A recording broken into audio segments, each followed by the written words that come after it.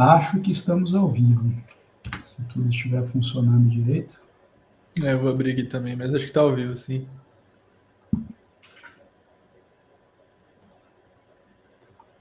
Vamos ver aqui.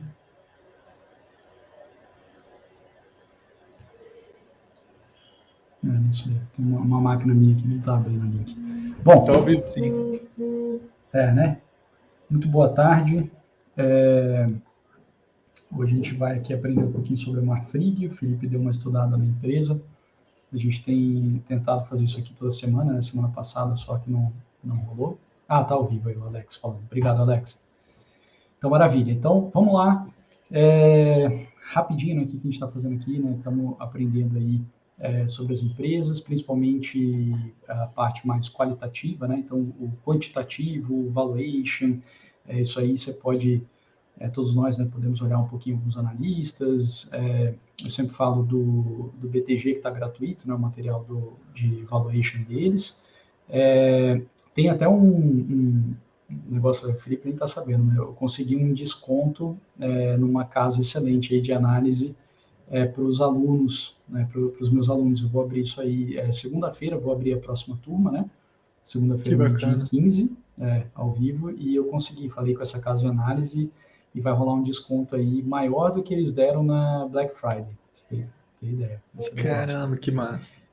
Mas, enfim, essa parte quantitativa, né, muita gente faz, então a gente consegue ter um acesso tranquilo. Agora, a parte qualitativa é que, às vezes, a gente pega uma análise de research, né, a casa de análise, ele vai lá e vai falar do último balanço, mas ele não fala, né, qual que é o principal mercado, qual que é a história da empresa, né, não dá aquela visão, assim, geral, né. Então, isso aí que o Felipe tem trazido e tem sido muito bom. Então, e aí, lembrando, né, que quando você vai investir com opções, né, que é o que eu costumo falar mais, mesmo assim você tem que ter uma avaliação sobre a empresa, né? Porque a opção você está operando também a ação, né?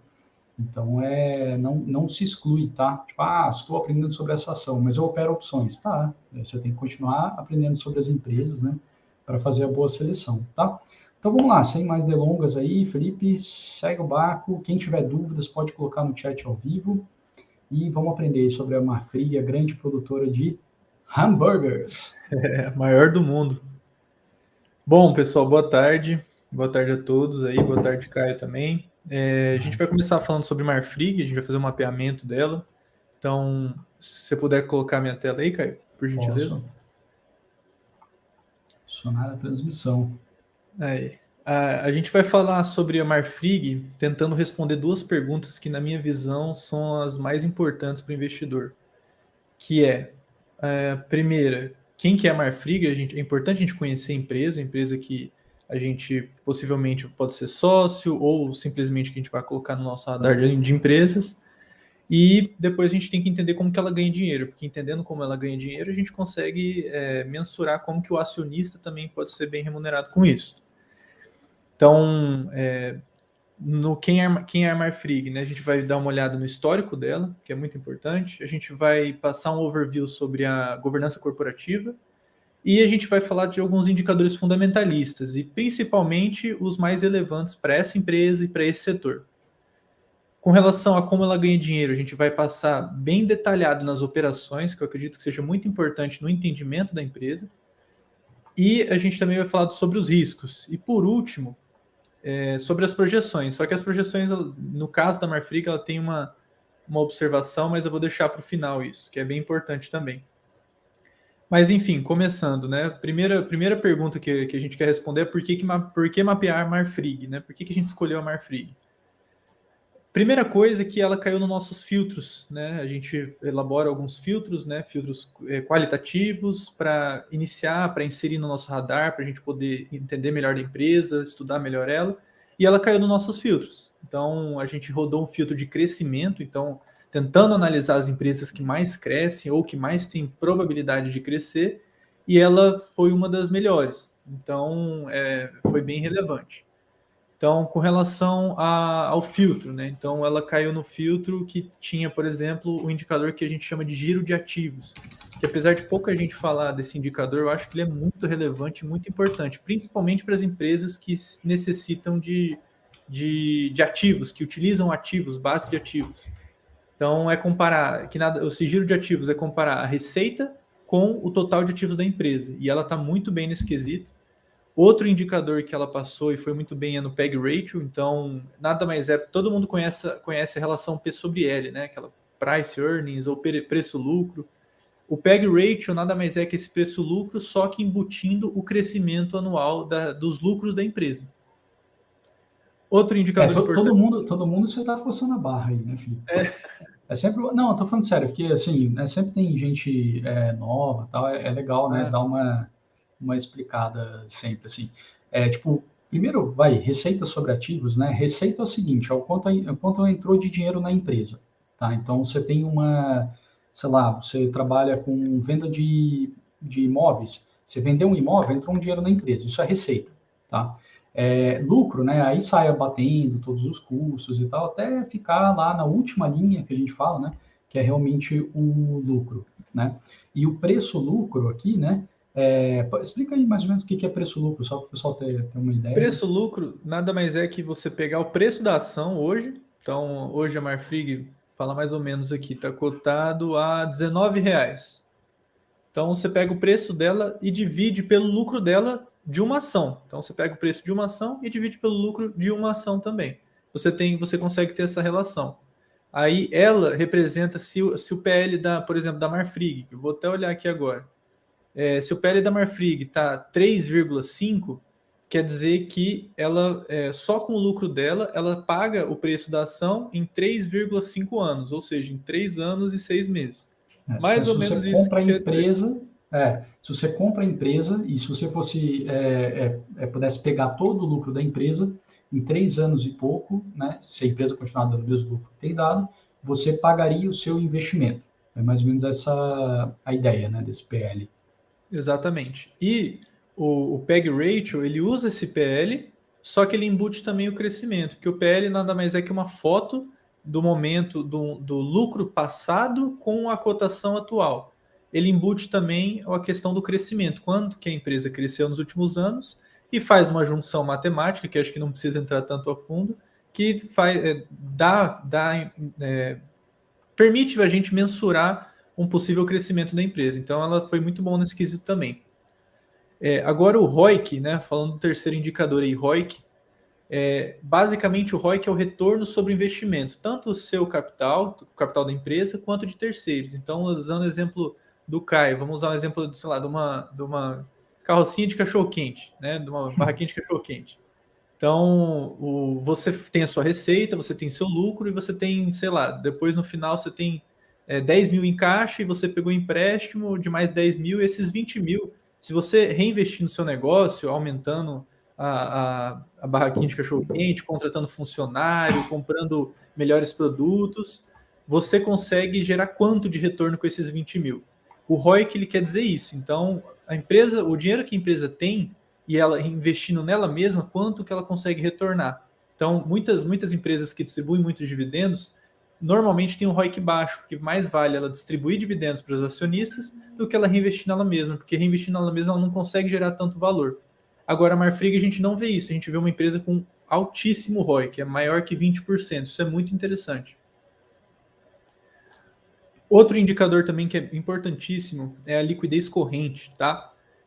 Nada mais é que a capacidade de pagamento da empresa no curto prazo. Então, novamente, voltando na barraquinha de cachorro-quente.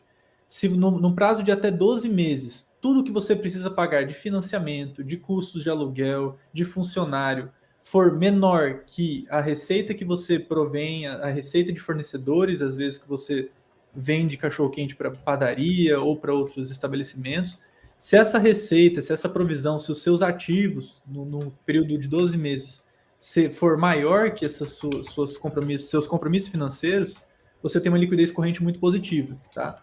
E a gente vê isso também na Marfrig, se não me engano, ela está 1,33. Então a liquidez corrente é o ativo circulante dividido sobre o passivo circulante. Traduzindo, é o tanto que ela vai receber de dinheiro nos 12 meses, nos próximos 12 meses, pelo quanto que ela tem que pagar de dinheiro nos próximos 12 meses também.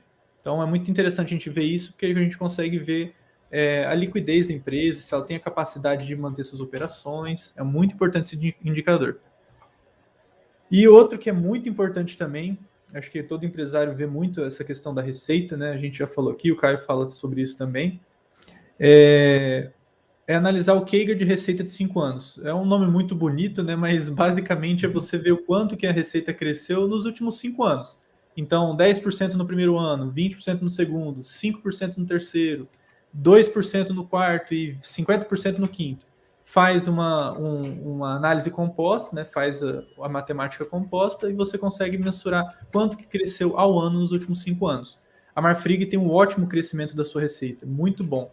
A gente vai ver mais para frente que é muito em virtude da aquisição da National Beef, lá dos Estados Unidos. E por último, que é dentro desse filtro também de crescimento, é o market cap, que nada mais é que o valor de mercado da empresa, né? Então, se a gente pegar todas as ações disponíveis da empresa e multiplicar pelo preço que a gente vê lá no home broker, pelo preço que a gente vê de uma ação, a gente tem o valor de mercado da empresa. E esse valor de mercado é importante destacar porque empresas muito pequenas, então, digamos assim, que a gente chama até de small caps, que é em torno de o valor de mercado até $1 bilhão, elas têm muito mais tendência de crescimento. Voltando ao exemplo da barraquinha de cachorro-quente, é muito mais fácil por um microempresário que tenha lá a sua barraquinha de cachorro-quente dobrar de tamanho, então conseguir se financiar ou até com as suas operações mesmo abrir outra barraquinha de cachorro-quente, é muito mais fácil isso do que, por exemplo, uma Amazon que já tem atuação no mundo inteiro, que vende livro, vende tudo quanto é coisa no mundo inteiro, dobrar de tamanho. Só se tiver descobrir um outro mundo que ela possa migrar também essas operações para esse outro mundo, mas isso fica muito, muito abstrato, né?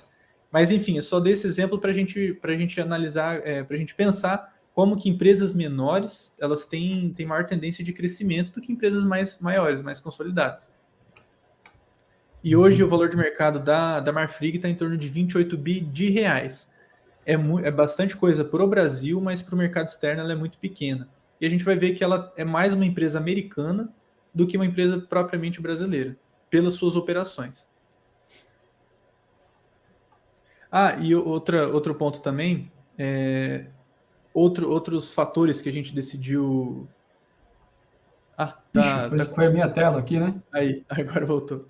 Então peraí, deixa eu mostrar rapidinho, Felipe. Pode mostrar. Eu não sabia que ela ia mostrar de cara, só vou mostrar aqui rapidinho, ó, Marfrig, as opções de Marfrig, tá? Olhando para setembro aqui, volatilidade implícita aí 32%, mais ou menos, tá?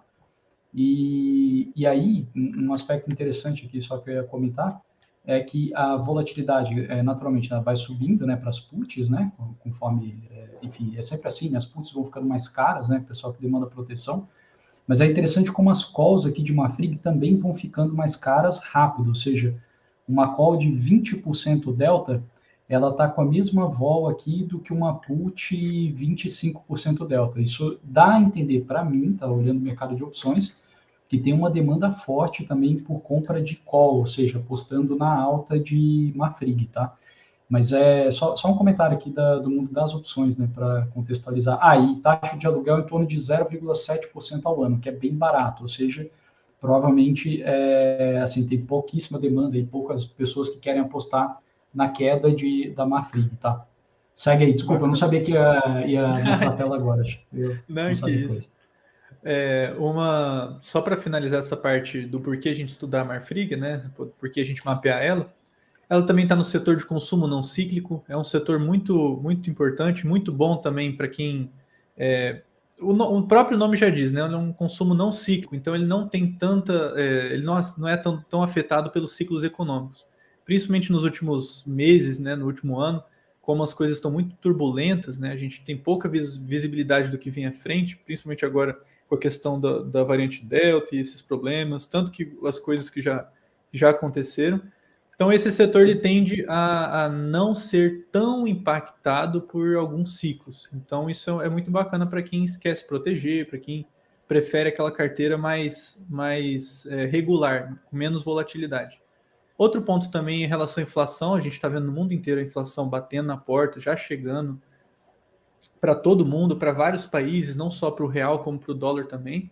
E a gente já viu que proteger da inflação está muito relacionado a commodities. Então, para quem teve ou ainda tem investimentos em commodities, é muito bom para proteger da inflação. Outro ponto também é a dolarização do patrimônio. Isso aqui é basicamente um spoiler que a gente vai ver o perfil da receita da Marfrig, como ela é muito exposta ao dólar. E até no Instagram eu postei ontem, referente até hoje também, referente a esse perfil de receita, muito importante também. E é muito bom a gente entender qual que é a moeda que ela atua, porque muita gente pega dinheiro e manda remessa para o exterior, ou prefere comprar BDR, ou compra ações lá fora, querendo dolarizar o patrimônio, mas tem muitas opções aqui no mercado, na Bolsa Brasileira, de empresas quase 100% dolarizadas. Então, é bem interessante a gente ver por esse ponto também. Uhum. Bom, quem que é a Marfrig, então, né? Ela é dona de diversas marcas, como a Pampeano, a Bassi, a Montana, a Bona, tanto parte de pets quanto carnes premium. E também, para quem todo mundo, eu acho que já chegou a experimentar, a comer, os hambúrgueres do McDonald's são feitos e vendidos pela Marfrig. Então, se você já foi no McDonald's, se sua família vai frequentemente, você passa lá no drive-thru, com certeza você já consumiu um hambúrguer da Marfrig. E ela As não... minhocas da Marfrig. Não sei se sai dessa época, tinha uma época que rolava boato que o hambúrguer era feito de minhoca, tinha umas paradas assim, no McDonald's. Não sabia, né? Então, se é feito, é culpa da Marfrig.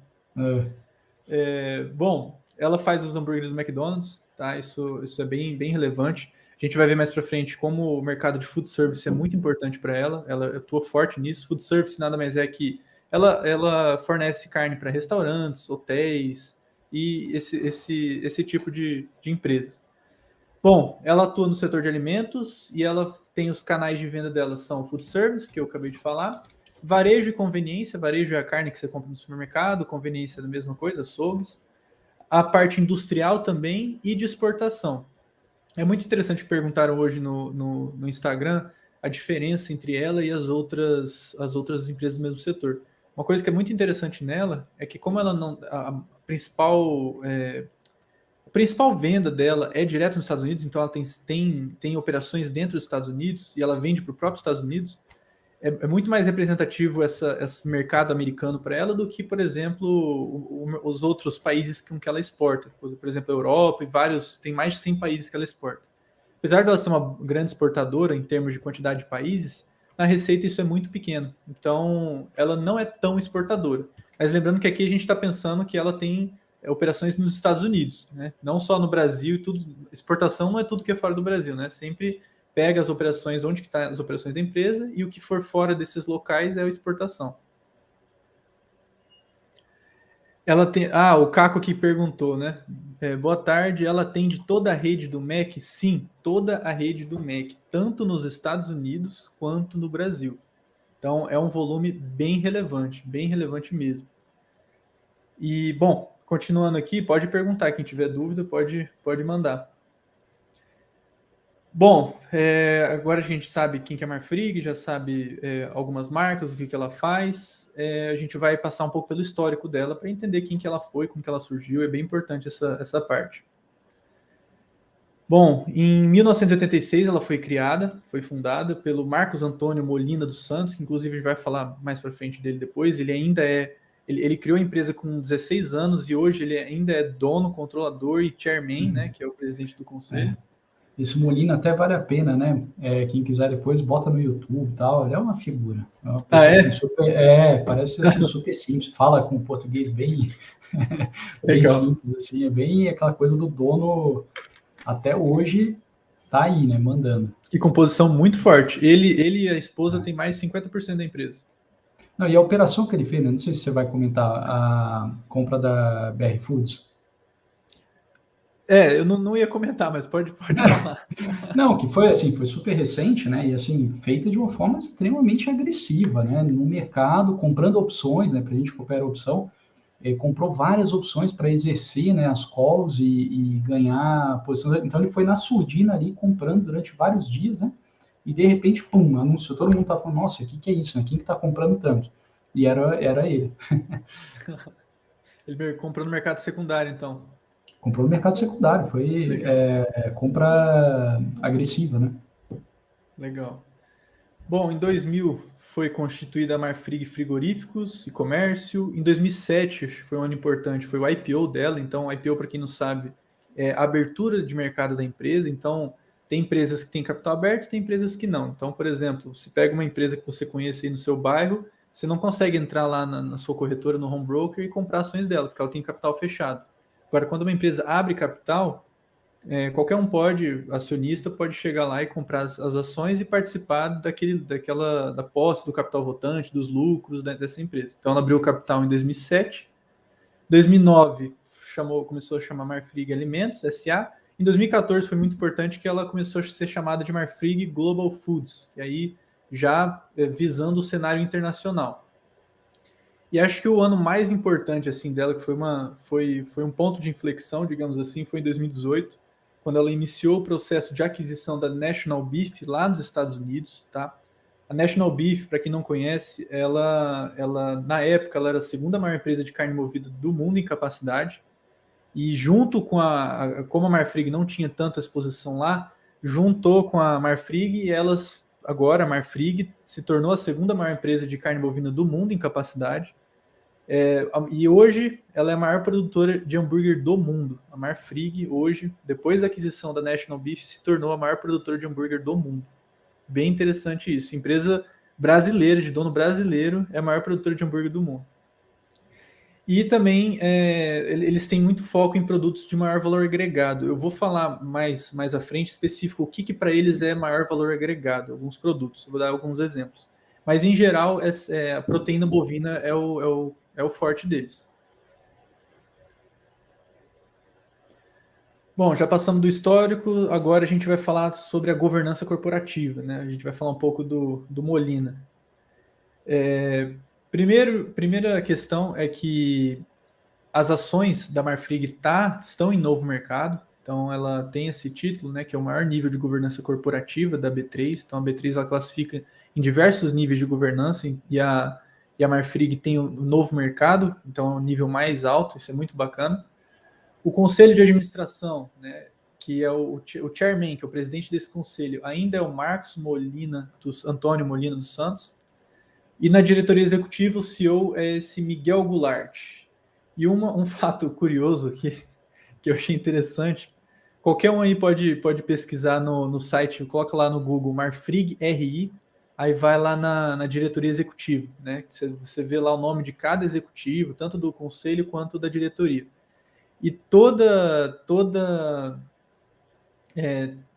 empresa, como é que fala? Todo executivo lá que tem a descrição dele, e alguns eles colocam embaixo assim, por exemplo, do Miguel, que é o CEO, eles colocam o senhor Miguel de Souza não sofreu nos últimos 5 anos qualquer condenação criminal, processo administrativo da CVM transitado ou julgado. Então, é interessante. Só que qual que é o ponto? Não são todos lá da diretoria nem do conselho que tem esse trechinho falando que nunca foi julgado nos últimos 5 anos, tudo. Então, fica o pensamento se os outros já foram ou estão sendo julgados e dá essa dupla interpretação. Então, bacana que muitos lá não tiveram nenhum problema com a CVM ou qualquer processo judicial, mas os que não têm esse textinho descrito, a gente fica com o pé atrás.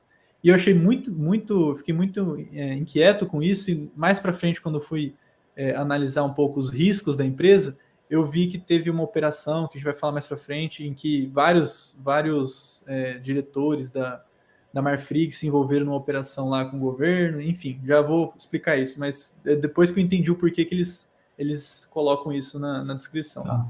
Vamos ver se a Minerva vai fazer isso também, né, com aquele diretor lá que fez a palhaçada essa semana. É verdade, pessoal, será que sabe? Tá sabendo disso já? Não sei, mas aí também...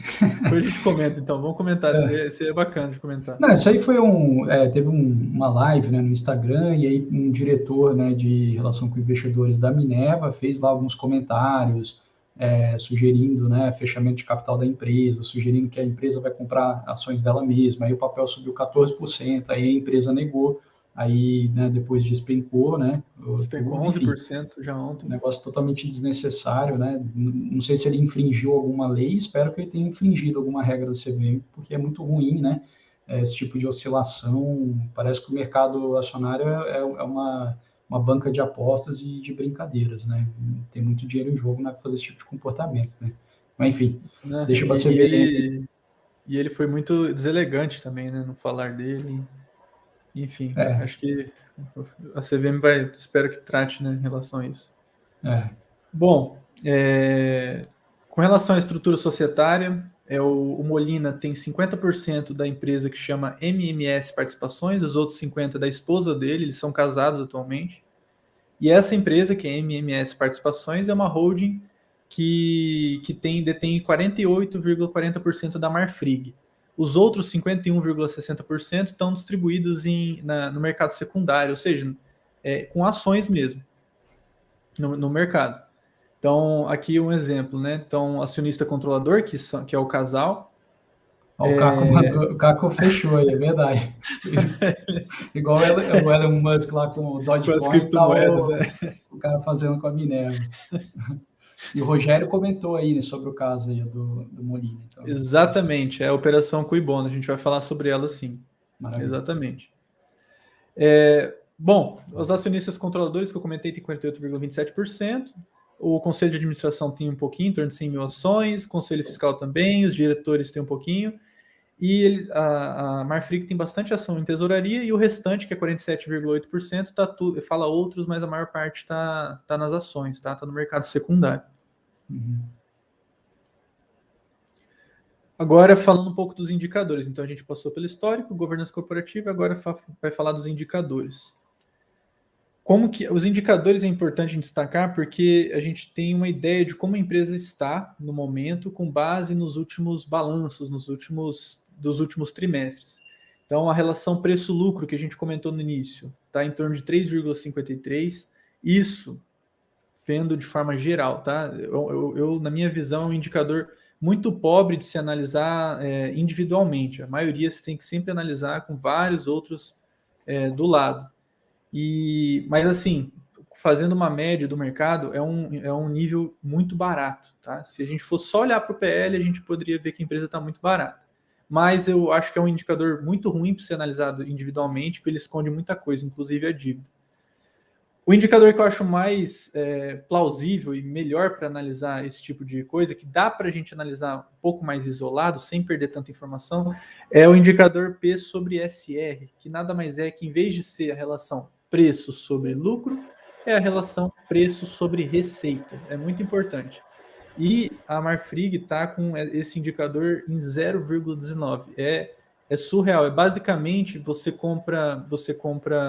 Dá um exemplo, você compra uma ação da Marfrig a R$20 e em um quinto de ano, sei lá, em 3 meses, vamos colocar, você já consegue reaver esse seu investimento.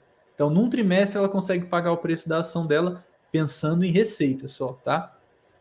Uhum. A dívida líquida sobre EBIT, né, que é a gente comparar a dívida com o lucro Deixa eu só fazer operacional. um breve comentário. Pode, Que pode ser. eu acho legal isso daí, assim, na cabeça, né, de empresário e tudo mais, você tem duas formas de aumentar lucro, as principais. Corte de custo e aumento de receita. E sempre, corte de custo é o mais fácil. Então, tem pessoas, né, grupos empresariais, né, como o do Jorge Paulo, né, o Jorge Paulo, o Sicupira, o Teles, que eles são famosos em quê? Comprar uma empresa que tem muita receita e muito custo. Eles vão lá, enxugam e aí vendem a empresa, né, a um preço muito maior, porque eles aumentaram muito o lucro cortando o custo. Então, esse é mais fácil. Não estou dizendo que é fácil, estou dizendo que é mais fácil. Aumentar a receita é sempre mais difícil, que envolve competição, market share e tudo mais. Então, o legal desse indicador é que você tem uma noção que a receita da Marfrig ela é gigante versus o preço dela.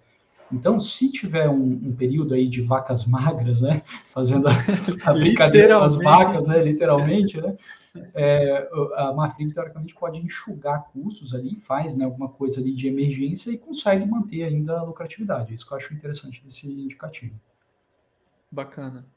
E voltando à questão da dívida líquida sobre EBIT, EBIT, para quem não sabe, é um lucro também, só que não é líquido, ele é o lucro operacional das operações próprias da empresa, antes dos impostos e dos juros, tá? Das taxas dos juros.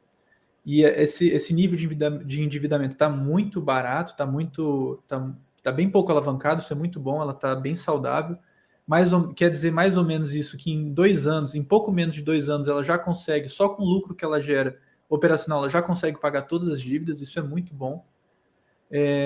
O ROI dela está em torno de 160%, o ROI é o retorno sobre o patrimônio líquido, muita gente olha esse indicador também, ela está extremamente rentável, muito rentável mesmo. CAGR de receita, que a gente comentou lá no início do estudo, que é aquele crescimento das receitas nos últimos anos, está em torno de 28% ao ano. Então, nos últimos 5 anos, na janela de 5 anos, ela cresceu todo ano a receita em quase 30%. É assim, é surreal. Pouquíssimas empresas da Bolsa conseguem passar esse índice de 20%, 25%, e ela está quase a 30%. É muito surreal. O ROIC também, que é aquele índice que a gente comentou lá em cima, né, que é o dinheiro, aqueles 20 mil lá da barraquinha de cachorro-quente, que é o dinheiro que você pega e reinveste na própria empresa. Ela consegue gerar um retorno de 21%, quase 22% ao ano, investindo nela mesma. É muito bom, muito melhor do que ela distribuir dividendos ou o que for. Então, é melhor ela reter esse valor. E o giro de ativos, que a gente comentou também, que é comparar a receita com os ativos, que é muito bom esse indicador para a gente ver quão rentáveis são os ativos da empresa. E ela está em torno de 1,71. É muito, muito bom também. Quer dizer que os ativos são bem rentáveis.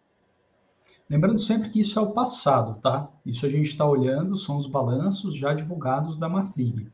Então, e também a gente não falou no começo, né? Isso aqui não é recomendação. Não sai comprando aí igual um louco, isso aqui é para entender e aprender sobre a Marfrig, tá? O ponto é que muitas vezes o passado dá, assim, você quer aprender sobre alguém, né? Sobre alguma empresa, primeiro você aprende o passado, depois você vai olhar o futuro, né?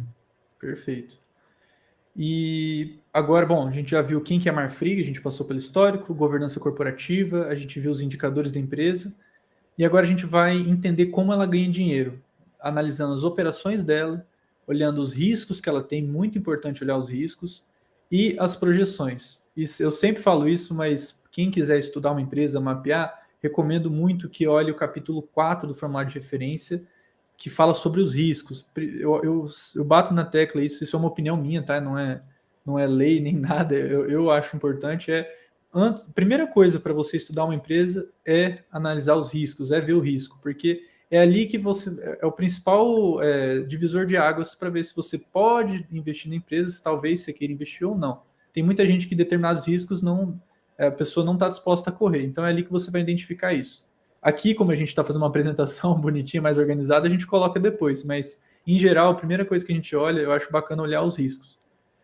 E por fim, as projeções, né? Como o Caio falou, a gente tem que olhar para o futuro, muita gente vê o passado para saber exatamente quem é, tudo, mas o futuro é muito importante também, porque a gente investe para o futuro e não para o passado. Bom, dando uma olhada aqui nas operações,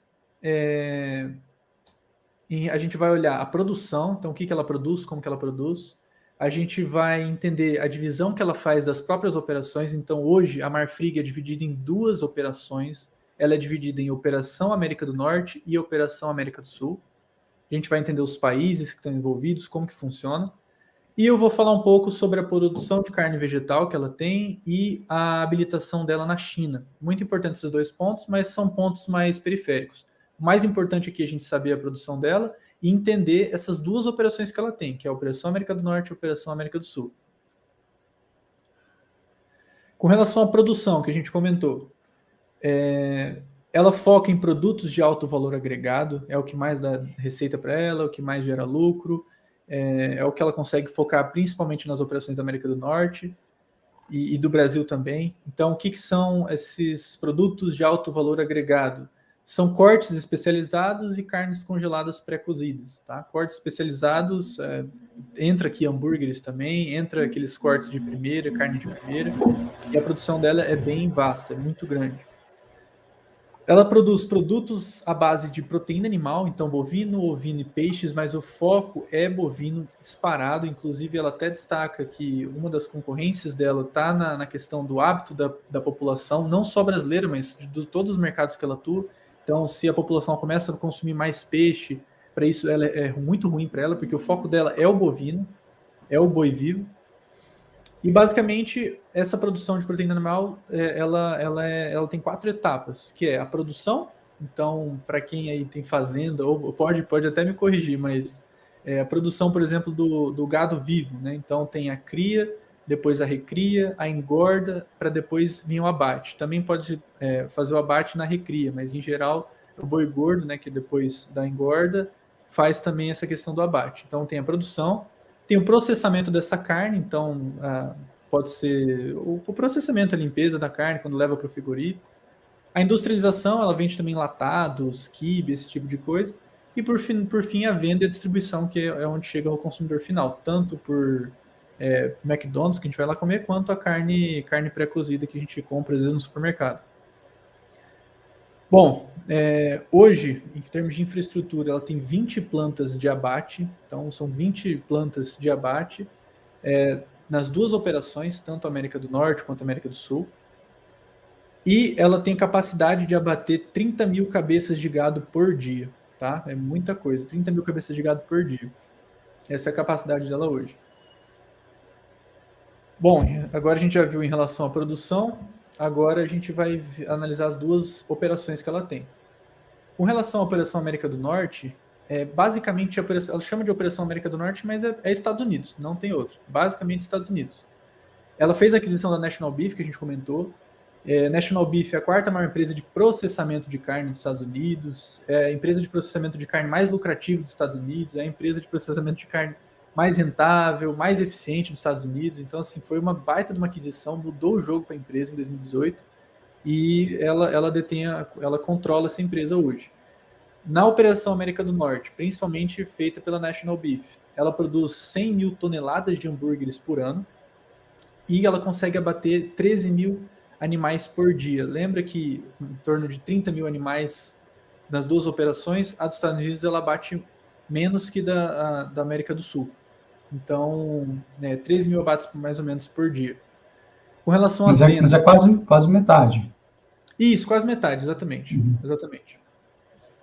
Com relação às vendas, é varejo, então questão do supermercado, atacado, que é compra em atacado, e food service, que volta naquela questão dos restaurantes, dos fast foods.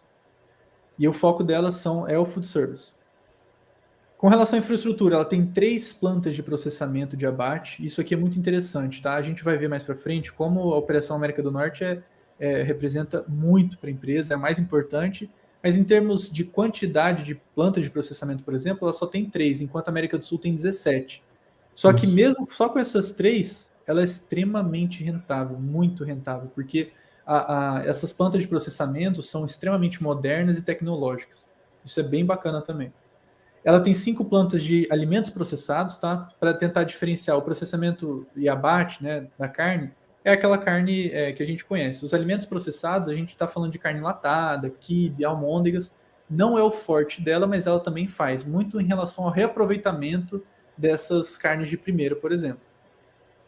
E ela também ela exporta principalmente para o Japão e para a Coreia, mas como é que fala? A representatividade é muito pequena. A gente não vai dar atenção à exportação, e sim às operações domésticas dela, que é o forte dela. A gente viu agora, então, a Operação América do Norte, agora a gente vai para a Operação da América do Sul. Basicamente, a Operação da América do Sul se dá em 4 países, principalmente o Brasil, né, o Uruguai, a Argentina e o Chile. Nessa ordem de rentabilidade, tá? O Brasil costuma ser o mais rentável, o Uruguai em segundo, inclusive no último balanço, o Uruguai foi mais rentável que o Brasil nessas operações.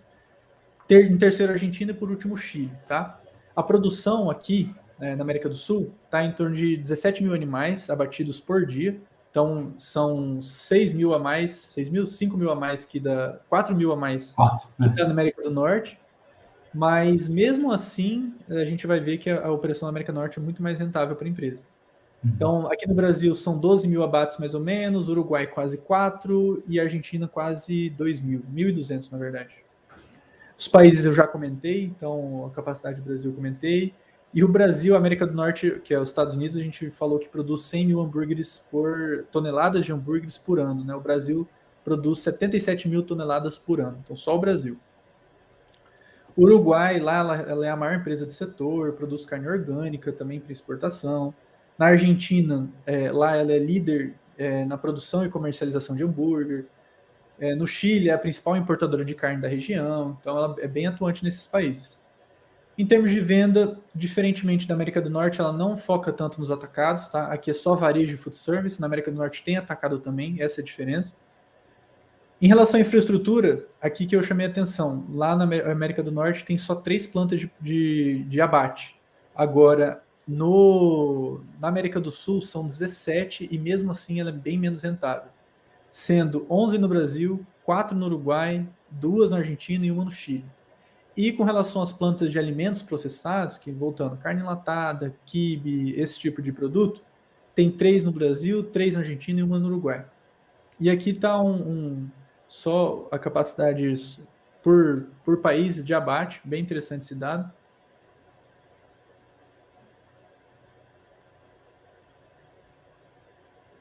Tá, agora a gente vai só terminar aqui vendo os produtos de base vegetal e habilitação na China. Isso aqui é bem interessante também. Então a gente já viu a principal que a gente tinha que entender são as 2 operações dela.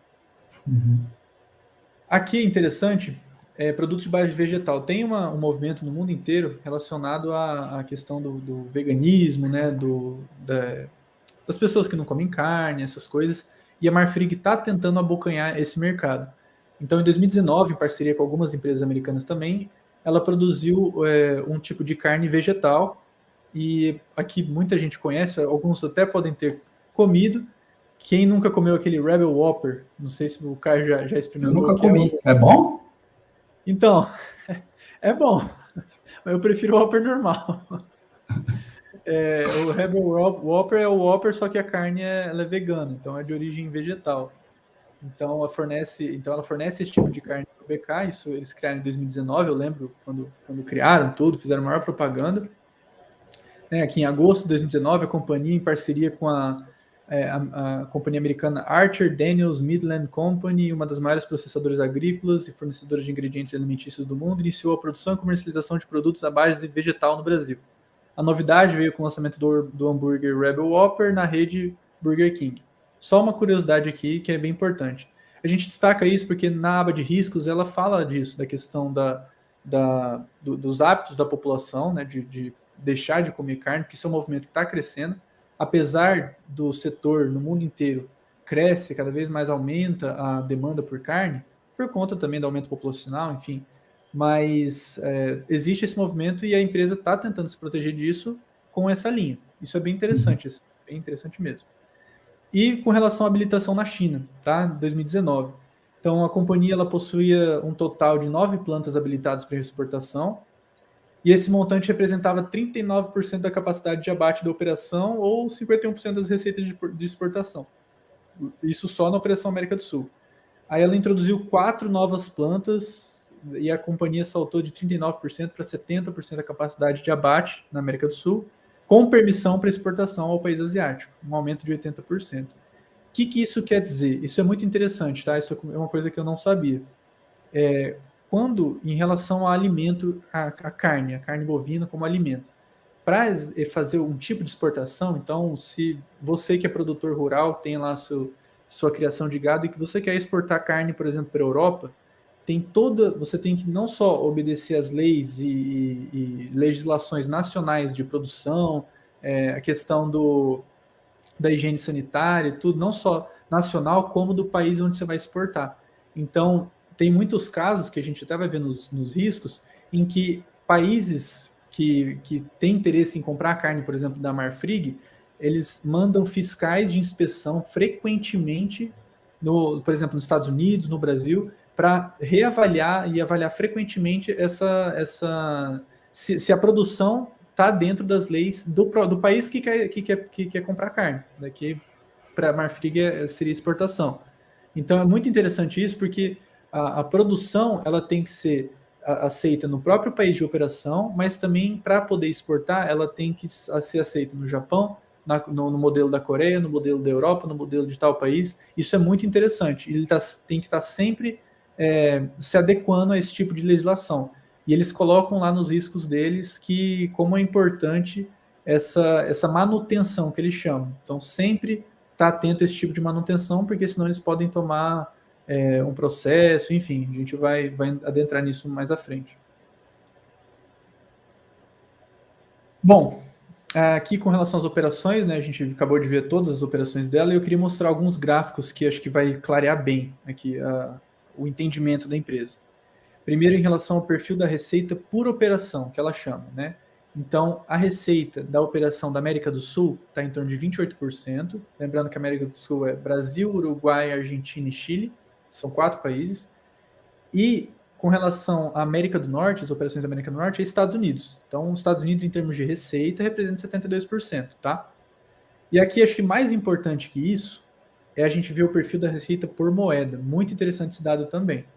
Então, em 2020, e eu chequei nos anos anteriores, permanecia nesse mesmo perfil. A receita dela é 90% em dólar, 7% em real e 3% em outras moedas. E não só isso, mas na receita dela que ela tem em dólar, a margem é muito maior que a margem do real, por exemplo. A gente vai ver. Então, o lucro dela a gente pode quase falar que é quase 100% em dólar. Isso é muito interessante também. E o perfil da dívida dela, outra coisa interessante, é bacana a gente analisar o perfil da receita, porque a gente tem que comparar ela com o perfil da dívida. E no momento ela não tem hedge natural, aquela questão não tem hedge natural, né? Aquela questão da proteção cambial. O perfil da dívida dela, apesar de estar bem baixo o endividamento, quase 50% em real, quase 50% em dólar. O que isso quer dizer? Se o real se apreciar muito, se o real se apreciar muito, isso não é tão interessante para a Marfrig. Agora, se o dólar continuar disparando, isso é perfeito para a Marfrig, porque ela tem muito dívida em real, então ela consegue abater muito dessa dívida, e a maior parte da receita dela tá em dólar. Então isso é bem interessante também. Uhum. Aqui eu puxei das demonstrações, eu queria destacar a receita por moeda, que a gente comentou. Uhum. Então, a receita e EBITDA por operação, então na América do Norte a receita é em torno de 76%, que eu falei, mas o lucro operacional antes de taxas, impostos, depreciação e amortização é quase 100%, é 96%. Na América do Sul só 4%, aqui é bem significante praticamente para a empresa em relação à lucratividade. Uhum. Fluxo de caixa operacional, ela gera muito fluxo de caixa, muito fluxo de caixa, ela está gerando muito fluxo de caixa nos últimos anos. Isso é bem bacana também. Financeiro e operacional, né? Então a margem dela na Operação América do Norte é quase 25%, a margem EBITDA, uma margem bem bacana, bem folgada. Já na margem. Rapidinho, só o fluxo de caixa, né? É importante ter na cabeça a diferença entre lucro e caixa, né? Então, por exemplo, vamos pensar numa incorporadora, né? Vender um imóvel, já deu o lucro para a empresa, mas não entrou o caixa. Às vezes a pessoa vai ficar pagando lá por anos. Então, o legal quando entra o caixa é que meio que já foi, né, a operação. Quando você tem um caixa, um lucro agora, mas um caixa a receber por um tempão, você pode ter inadimplência, você pode ter problemas judiciais, aí muita coisa pode acontecer, né? No caso, estou falando de construtoras, tiveram a questão dos distratos, né? E aí, de repente, né, todo aquele lucro que existia, isso foi lá em, o quê? Nem me lembro, 2014, talvez, não sei.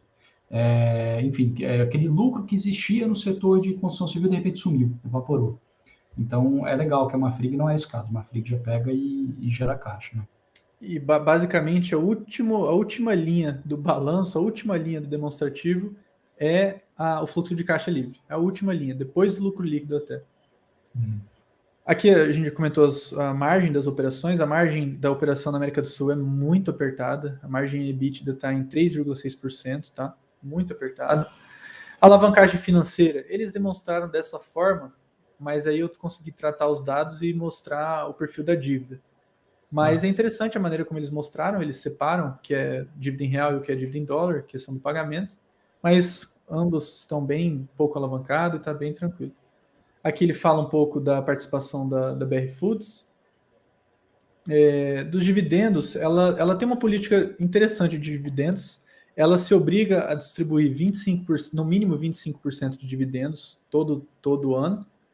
Contudo, ela numa reunião de conselho, ela consegue não permitir essa distribuição. É uma obrigação que não é obrigada, na verdade.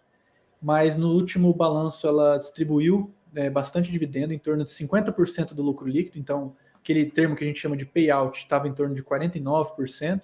Então, de tudo que ela lucrou, ela pegou metade daquilo e distribuiu para os acionistas, e essa metade deu um dividend yield em torno de 7%. Dividend yield, basicamente, se você compra uma empresa, vou dar um exemplo nesse caso aqui, você comprou a Marfrig a R$100 e ela distribuiu R$7, isso é um dividendo de 7%. É bem bacana esse dividend yield. Bom, com relação ao programa de recompra, então ela tem um programa de recompra aberto, isso é muito bacana também. Apesar de aqui no Brasil os programas de recompra eles não são obrigatórios, então a empresa pode cancelar nesse meio tempo, ela pode fazer o cancelamento desse programa de recompra. Isso eu acho que é bem prejudicial assim, para o acionista, mas eles têm como programa de recompra que nada mais é que a própria empresa acreditar que as ações dela estão descontadas e ela fazer um investimento no mercado secundário, comprando as próprias ações para ela mesma. É uma forma dela retribuir valor ao acionista também, tá? Muita gente acredita que as empresas só retribuem valor com ganho de capital ou com dividendo, mas a recompra, ela embute no ganho de capital. Então, quando a empresa recompra as ações dela, se você tinha uma participação, sei lá, de 0,1%, a sua participação vai aumentar. Isso é bem interessante também. Bom, com relação aos riscos, né, a gente acabou de ver as operações, né, que é a parte mais longa, a gente já está caminhando para o fim. Parte dos riscos que é muito importante. Bom, ela enumerou vários riscos, né? Eu não vou tratar aqui aqueles riscos comuns, né? Que agora todo formulário de referência tem, que é relacionado ao Covid e esse tipo de coisa. Mas, por exemplo, a saúde animal, então, o controle de doenças é muito importante para ela. Isso é um risco, a questão de febre aftosa e a encefalopatia espongiforme bovina, que o pessoal chama de doença da vaca louca. Esse tipo de controle é muito importante para ela. Flutuações nos preços das commodities é extremamente relevante. Basicamente, o gasto dela, quase 100% do gasto dela está em torno de aquisição do gado, então gado vivo, materiais de embalagens e energia. 3 commodities. Então, gado, embalagem e energia. Esses 3 são o principal para ela. Então, a variação desses 3 pode aumentar o custo dela também. Cabe lembrar que o preço do gado também vai, imagino eu, né, vai estar muito em linha também com a ração, né, com alguns grãos, né. Então, realmente está bem exposto aos preços de commodities. Perfeito. Ela tem algumas contingências judiciais e todas elas não, a grande maioria em termos de valor, né, são de natureza tributária. Ela teve vários problemas de natureza tributária e é bem relevante essas contingências judiciais, em torno de 9,5 bilhões. A exemplo da BIF, né, da BIF 3, que é a Minerva, que a gente acompanhou recentemente, eu comecei a olhar agora qual a probabilidade do jurídico que eles classificam, né? A maioria está em remoto, mas tem uma ou outra que é provável, possível, que é de se atentar.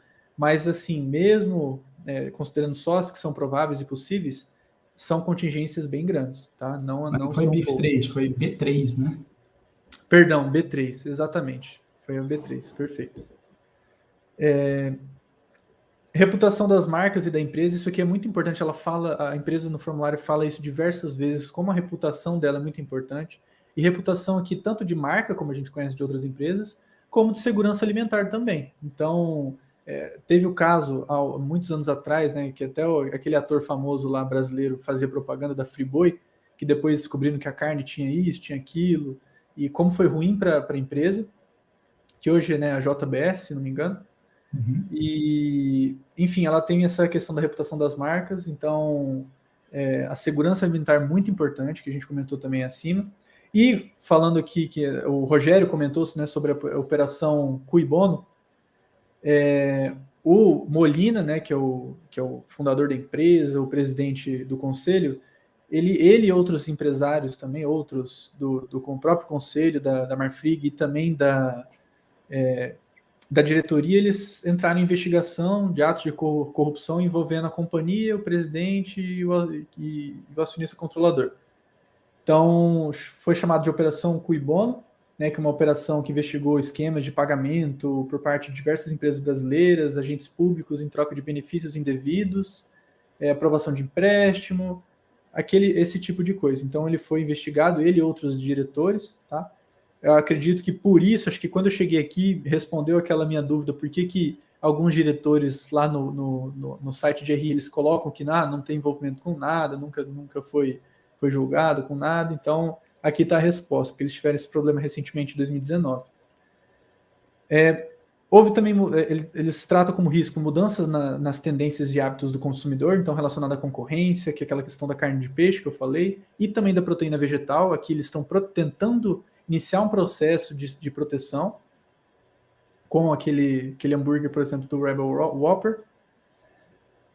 Aqui aquela questão que eu comentei também, a companhia está sujeita a uma vasta legislação e regulamentação governamental. Que seria isso? Do Renato aí. Tá. Pô, perguntas... Vamos continuar com esse modelo. É o plano, né, cara?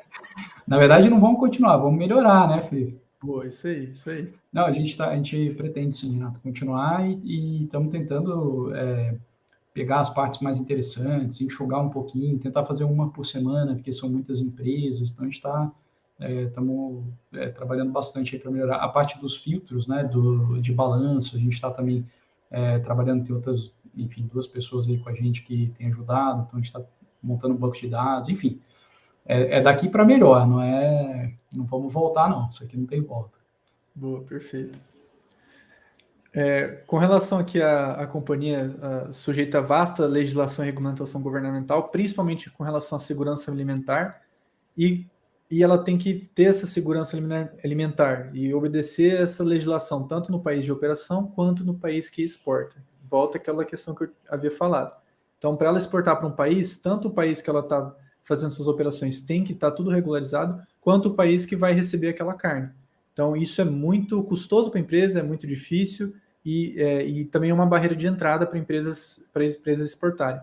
O ponto positivo é que ela não depende tanto da exportação, porque as operações dos Estados Unidos a gente já viu agora, já passou pela receita, já do que a maior parte da receita, do lucro também. E por fim, de risco, tem aquelas restrições comerciais. Quem acompanhou o estudo da Uzi Minas, a gente falou sobre o processo de anti-dumping, que nada mais é que, voltando a falar, o dumping é quando, no caso da Uzi Minas, a Uzi Minas pega e quer vender o minério de ferro, o aço para a Alemanha. Ela tem que vender, ela não pode vender a um valor abaixo do valor de custo que é produzido lá na Alemanha, porque mesmo que para a Uzi Minas dê lucro, porque isso mata o mercado doméstico da Alemanha. Aqui acontece a mesma coisa. Então, não existe um processo oficial de antidumping, né, que algumas leis que protegem contra isso, mas tem muito país, e aqui é a lista de países que eu vou citar aqui, que é o Japão, México, Coreia do Sul, Hong Kong, China, Taiwan, Itália e Canadá, que tentam barrar países como Argentina, Brasil, Estados Unidos, barrar a exportação deles de carne para esses países, porque normalmente essas regiões são muito mais baratas de produzir carne do que, por exemplo, produzir carne na Alemanha, né? A Alemanha é muito menor em comparação com os Estados Unidos, em comparação com o Brasil, então a oferta de terras aqui é muito maior. Então a facilidade de produção de gado é muito mais fácil, menos custoso, e se a gente for vender carne lá para a Alemanha, por exemplo, né, um exemplo hipotético, o custo daqui ia ser tão barato que a gente conseguiria vender com lucro para a Alemanha, e a Alemanha, ainda assim, a carne dela ia ser muito, muito mais cara, e ainda assim o custo dela ia ser maior do que a produção aqui. Mas então, eu não entendi o que são esses países. Esses países são os países que barram, que têm processos de legislações de barragem comercial. Então, aqui, que é a questão de restrição comercial. Então, esses países tentam restringir o mercado externo. Então, por exemplo, o Japão cria imposto, algumas dificuldades para comprar carne do Brasil, por exemplo, porque senão mata o mercado doméstico do Japão, que tem produção de carne lá, lógico, é muito menor do que a daqui, mas como lá a oferta de terras é muito pequena, muito menor, o custo lá vai ser muito mais alto para produzir gado. Então, para não matar o mercado local, eles... Tem que produzir o gado em apartamento, assim. Eu vi, não, agora, sem brincadeira, eu vi em algum lugar, agora nem me lembro mais, nem qual era o país, de fazendas verticais, cara. Tá em discussão isso mesmo, você ter andares, e aí você ter o bicho, né, em diversos andares. É a solução, né? Na questão da plantação, eles fazem isso, né, lá no Japão. Agora, de gado, é novo, assim. Gado tem que saber escalar. Eu não lembro se era gado, se era aves, mas tinha um negócio assim. Interessante. Bom, e para finalizar aqui as projeções, tá? É a última linha para fechar mesmo. E um fato curioso é que a gente gosta de ver as projeções para entender qual é o norte da empresa, o que a gente está esperando por vir. Mas conforme a instrução 480 da CVM de 2009, ela prevê a divulgação de projeções estimativas que essas projeções são facultativas. Então, não é obrigatório para a empresa mostrar um guidance ou não. E em 2019, a Marfrig e os administradores da companhia optaram por descontinuar a divulgação de guidance, de projeções financeiras. Então, a gente não tem uma projeção da própria empresa do que ela espera para o futuro, o que ela acha, onde que ela vai atuar, se ela vai focar em tal mercado. O que a gente pôde perceber num passado muito recente, nos últimos 2, 3 anos, é que ela vem fazendo várias aquisições nos Estados Unidos. Acreditamos que por ser um mercado muito mais rentável para ela, com muito mais margem, então mesmo se tiver uma queda no preço da carne ou se tiver um aumento de custos, como a margem é muito folgada, ela consegue se manter lucrativa mesmo num cenário desfavorável. E outro ponto também que é interessantíssimo é que ela vem fazendo várias aquisições na Argentina, talvez muito por conta da questão de crise econômica lá, né? Ela esperando aproveitar algum tipo de oportunidade, terra barata, enfim. Mas existe muita. Nos últimos anos a gente viu um movimento da Marfrig muito forte, tanto nos Estados Unidos quanto na Argentina. É o grande foco deles no momento.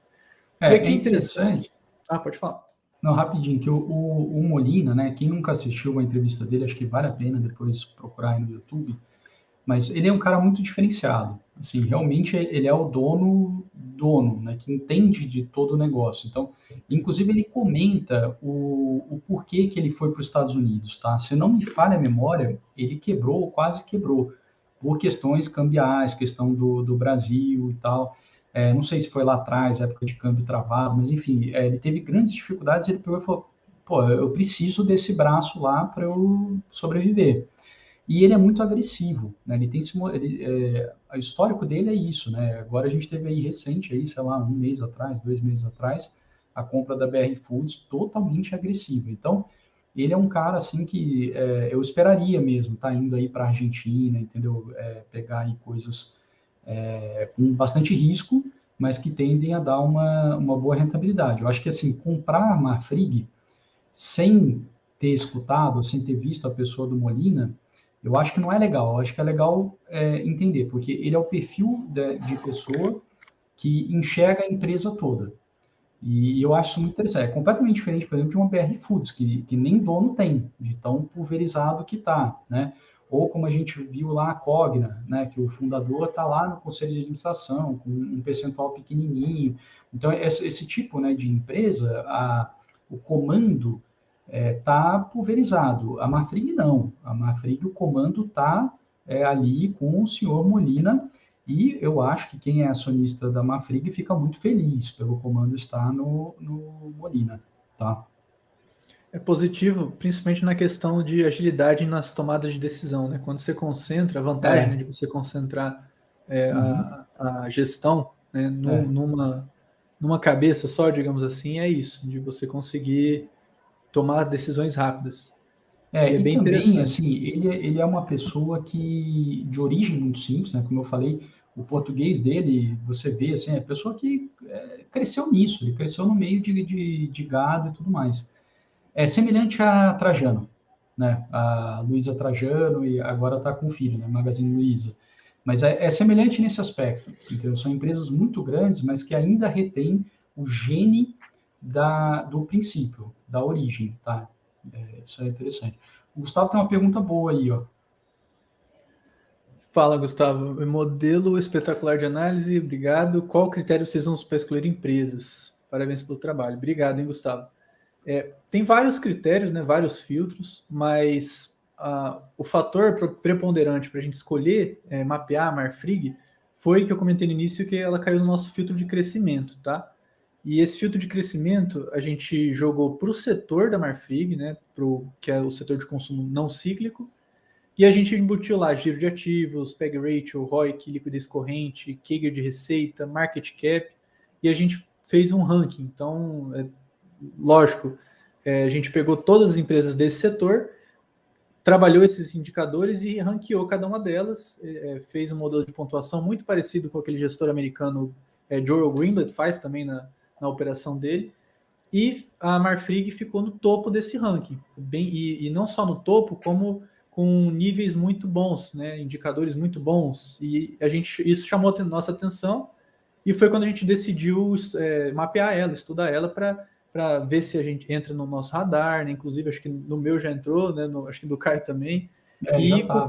para estudar como uma possível tomada de decisão, para a gente talvez investir nela, tudo. Então foi por isso que a gente acabou escolhendo, foi esse critério, digamos assim. A gente sempre tenta pegar alguns critérios. Outro ponto também é que ultimamente a gente está procurando empresas um pouco mais relacionadas aos setores não cíclicos ou a setores, digamos assim, um pouco relacionados com commodities, principalmente por conta dessa questão da inflação.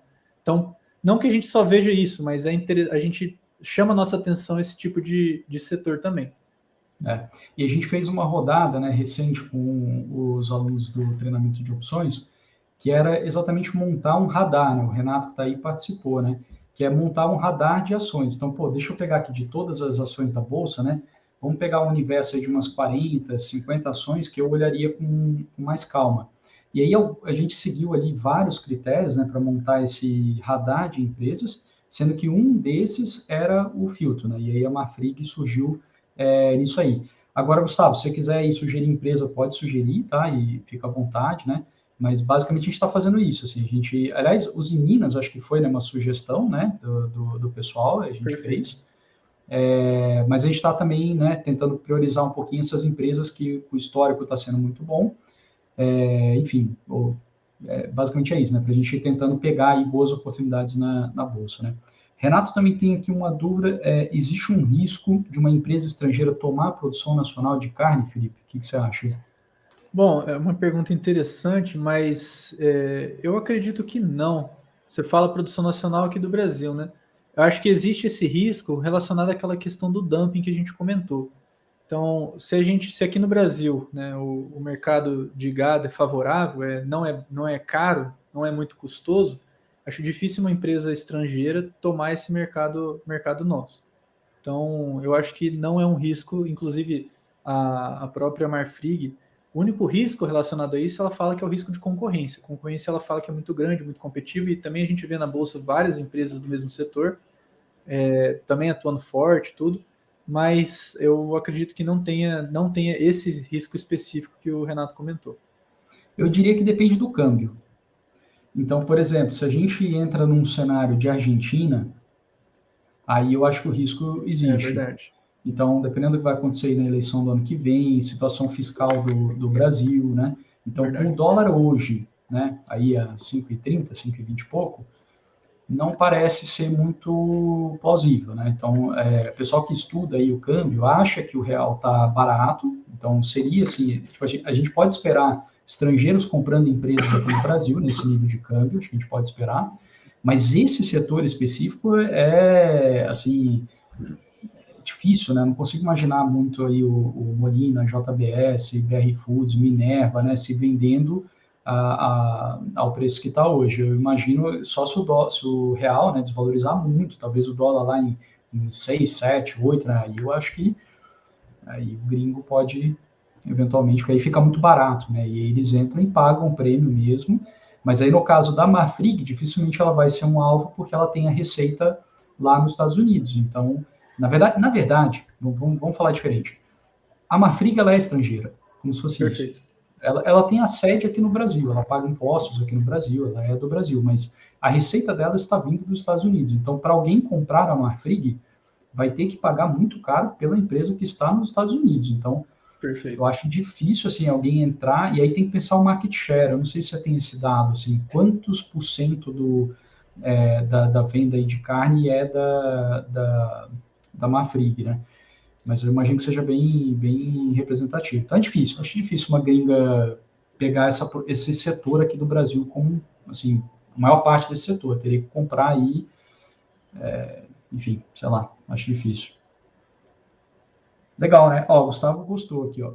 Gostou do critério, abre o horizonte do radar com empresas sólidas, independente do setor. Aliás, uma das nossas abordagens é passar pelos diferentes setores mesmo, viu, Gustavo? Não é coincidência, não. A gente está estudando dessa forma porque questão de diversificação, né? Eu vejo muita gente falando diversificação é besteira, você tem que concentrar para ganhar muito dinheiro na bolsa de valores. Isso é verdade, né? Se você quiser ser um bilionário, não vai para diversificação, né? Você tem que escolher uma empresa ali que está na bacia das almas, botar todo o seu patrimônio e torcer, ou você vai virar bilionário ou você vai quebrar. Mas para quem aí é pai de família, quer fazer aí juros sobre juros, né? Tá nesse jogo da forma mais saudável, que é para daqui a 3 anos, 5 anos, 10 anos, né? Eu entendo que a diversificação pelo setor é muito bom. E aí, por isso, a gente está tentando pegar aí diferentes setores e a gente vai aprendendo, né? O que rege, né? Cada setor, né? Entendendo como que os negócios são feitos. E disso, para a gente operar opções também, né? Aí é um pulo, né? Eu até mostrei agora, né, no começo, né, as opções ali de Marfrig, né, nível de volatilidade. Então, entendendo a atividade, também a gente opera as opções e aí tem que ter, né, tem opção, tem ação de tudo quanto é setor, né? Você vai montar algumas das estratégias, né? Aliás, se você ainda não viu, Gustavo, quem quiser ver, né, o mini curso ainda está no ar, né, vai ficar durante esse final de semana, que tem lá as estratégias de opções que eu uso. E aí algumas das estratégias são relativas ao Ibovespa contra as ações que eu escolho. E aí não dá para eu escolher só empresas de um único setor, porque o Ibovespa, apesar de ser concentrado em banco, minério, né, e petróleo, mas ainda assim, se a gente pegar essa concentração, a gente vai estar falando de metade do índice, a outra metade está pulverizada. Né? Então você tem que ter uma visão mínima de cada setor para conseguir aí montar estratégias com segurança. Né? Lá, acabo de fazer uma figura com uma Marfrig, olha que bacana, o Rogério falando. Se andar bem, vou trocar por ações. Perfeito, show de bola. Essa é a ideia, né? A gente entender aqui a empresa e aí operar no mercado de opções, entendendo que quando você está operando uma opção, você está operando a ação, né? Legal, Rogério, parabéns aí. Bom, perfeito. Acho que só para finalizar aqui, Caio, só mostrar um pouco aqui que a Marfrig, ela coloca no seu site de RI, ela faz um mapeamento de algumas corretoras, alguns bancos, algumas casas de análise e vê se essas empresas estão recomendando compra do próprio papel dela ou não. Então, ela mapeou em torno de 14 corretoras, 2/3 estão recomendando compra hoje da empresa, com preço-alvo médio em torno de 22,61, tá? 36% está em neutro, inclusive o BTG coloca ela como neutra, apesar de falar muito bem da empresa. E só 7% venda, que na verdade 7% é só o Santander, tá? Aqui a gente consegue ver. Corajoso. E com o alvo ele coloca 16,50, mas a grande maioria é tudo recomendando compra e com margens bem folgadas, assim, maior que 20%. E a última atualização ali, dezembro de 2020, né, Santander. Então tem 8 meses aí que... Verdade, bem observado. Não chegou ainda nesse pessoal até agora. Interessante, legal. Até falando aí da casa de análise, né, eu falei no começo, né, só um spoiler aí, segunda-feira, né, ao meio-dia 15, eu vou abrir as inscrições aí para o treinamento de opções, né, e eu consegui um desconto bacana na casa de análise aí que eu mais gosto aqui do Brasil. Então, é um desconto maior do que eles deram na Black Friday. Então, isso aí vai ser bem legal. Vou abrir aí para os alunos e essa casa de análise está recomendando compra de Marfrig. Mas o upside, né, o preço-alvo, não está tão acima do preço agora em tela. Bacana. Acho que é isso então, né? Felipe, muito obrigado. Vamos que vamos. Acho que esse trabalho que você tem feito aí ajuda muito a gente, seja para operar a ação, seja para operar a opção, né? Entro junto aí na voz aí do pessoal, te agradecendo aí por esse trabalho e vamos continuar. Que isso, cara, eu que agradeço o pessoal também, muito obrigado. E quem quiser mandar sugestão também, pode mandar, fica à vontade. E a gente vai estar sempre tentando melhorar esse estudo. Eu tentei enxugar um pouco relacionado ao da semana passada, né, 2 semanas atrás, na verdade. Mas acredito que os principais pontos, os mais importantes, eu acho que todo mundo que é acionista ou que quer se tornar acionista, eu acho muito importante ter bem claro isso, né? Então, o risco também está no deitar tranquilo, né? Então, quando a gente conhece os riscos, a gente fica tranquilo, independente das movimentações. Agora, usando o exemplo da B3 agora, quem nunca tinha lido o formulário de referência e não sabia que ela tinha uma contingência, um risco de contingência de 31 bilhões de reais lá de 1999 e escutou isso agora, vai ficar surpreso, desesperado, mas por isso que é importante a gente sempre estudar, analisar a empresa, ler ela a fundo. Não precisa nem por comprar ou para o que for, mas acho que antes de comprar, antes de tomar qualquer decisão de investimento, acho interessante estudar, ver também o relatório do analista, ver o que o analista está falando sobre, para tomar boas decisões. Isso aí. Quem quiser falar direto com você, o Instagram é Felipe Pettini, né? Felipe Pessini. Pettini, arroba Felipe Pettini, é igual tá aí na live. Então é arroba Felipe Pettini, quem quiser lá no Instagram, com 2 Cs. E no YouTube também, esse é meu nome, mesma coisa, quem quiser, só ir lá. Vamos que vamos, então. Obrigado, gente. Falou. Valeu, Bom final de pessoal. semana. Vocês também. Tchau, tchau, abraço.